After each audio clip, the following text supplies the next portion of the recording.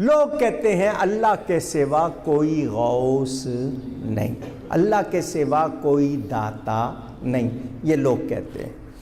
میرا ان کو جواب یہ ہے کہ حقیقی طور پر اللہ کے سوا کوئی غوث نہیں، حقیقی طور پر اللہ کے سوا کوئی داتا، مگر اللہ جس کو غوث بنا دے، اللہ جس کو داتا بنا دے، مانیں گے یا نہیں؟ اونچی مانیں گے، کیونکہ اللہ نے بنایا ہے اس کو۔ ہم کبھی نہیں کہتے یہ خود سے ہے۔ اور اللہ کے ولی کا ڈیسیژن کون کرے گا؟ اللہ اور اس کا رسول۔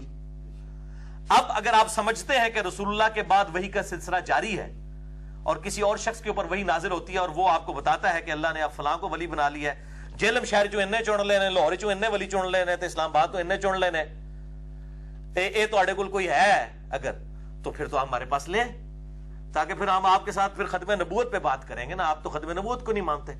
نبی صلی اللہ علیہ وسلم کے بعد قیامت تک کے لیے کسی شخص کے بارے میں کوئی شخص یہ دعویٰ نہیں کر سکتا کہ اللہ کا ولی ہے یا شیطان کا ولی ہے۔ کیوں؟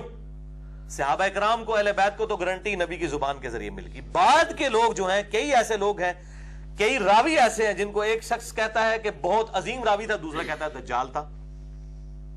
یہ تابعین کی میں بات کر رہا ہوں، آج کے لوگوں کی نہیں، تابعین میں بھی۔ اور آج بھی کئی لوگ ایسے ہیں کہ وہ اگر بریلوی مقدہ فکر سے ہیں تو دیوبندی کہتے ہیں شیطان کے ایجنٹ ہیں، اور اگر وہ دیوبندی مقدہ فکر سے ہیں تو بریلوی کہتے ہیں یہ گستاخان رسول ہے۔ اس طریقے سے اہل حدیث جو ہیں دونوں کے بزرگوں کے بارے میں، یہ دونوں جو اہل حدیثوں کے بزرگوں کے بارے میں، اہل تشیع انصاروں کے بارے میں، یہ سارے اہل تشیع کے بارے میں کہتے ہیں۔ اللہ کے اولیاء اللہ کی 12 صفات سورہ فرقان کی روشنی میں، تو اللہ کے فضل سے جب آپ وہ خصوصیات دیکھیں گے تو آپ کو یہ جو لوگوں کے بنائے ہوئے ڈکلیئرڈ اولیاء اللہ ہیں، ان کے اندر آپ کو کوئی بھی اس طرح کی فضیلت نظر ہی نہیں آئے گی۔ ان میں ایک فضیلت یہ بھی ہے ان کی کہ وہ زمین میں اکڑ کے نہیں چلتے۔ تو جو ولی کہے کہ تمام اولیاء کی گردن پہ میرا پاؤں ہے، میرا یہ قدم تمام اولیاء کی گردن پر ہے، اور جو کہ میں اس وقت تک جنت میں نہیں جاؤں گا جب تک اپنے مرید نہ لے جاؤں۔ فرمایا مجھے اپنے رب کے عزت و جلال کی قسم، میرا قدم اس وقت تک جنت کو نہیں اٹھے گا جب تک میں اپنے سارے مریدوں کو جنت میں داخل نہ کروا لوں۔ اس سے بڑا کوئی اکڑ خوں ہو سکتا ہے؟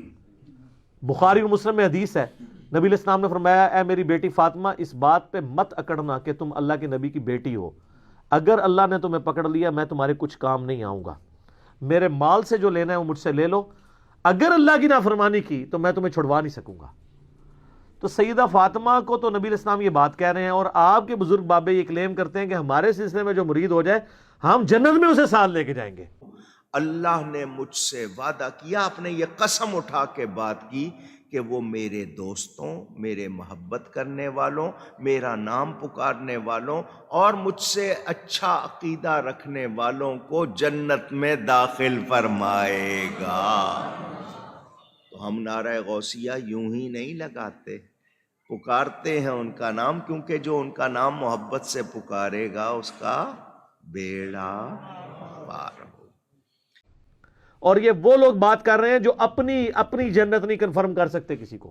کوئی شخص دنیا میں کہہ سکتا ہے کہ میں کنفرم جنتی ہوں؟ اگر اتنا آسان کام ہوتا تو عشرۃ مبشرۃ فی الجنہ، وہ 10 بندے نہ ہوتے جن کو ایک مجلس میں بائی نیم بشارت دی گئی ہے۔ سارے صحابہ کو بھی بائی نیم بشارت نہیں ملی ہوئی، حتیٰ کہ بخاری مسلم میں حدیث ہے 70,000 لوگ بغیر حساب و کتاب کے جنت میں جائیں گے۔ تو ایک صحابی تھے سیدنا عکاشہ، ان کے یا رسول اللہ آپ دعا کریں میں ان میں ہوں، آپ نے فرمایا تم ان میں ہو۔ پھر ایک اور کھڑا ہوا، آپ نے فرمایا عکاشہ بازی لے گیا، وہی لے گیا بازی۔ تو ادھر بھی جو 70,000 لوگ ہیں ان کی جو کوالٹیز بیان ہوئی ہیں وہ آج کل کے لوگوں کے بنائے ہوئے اولیاء اللہ میں تو موجود ہی نہیں دور دور تک، وہ تو سارے اس کے بالکل الٹ چل رہے ہیں۔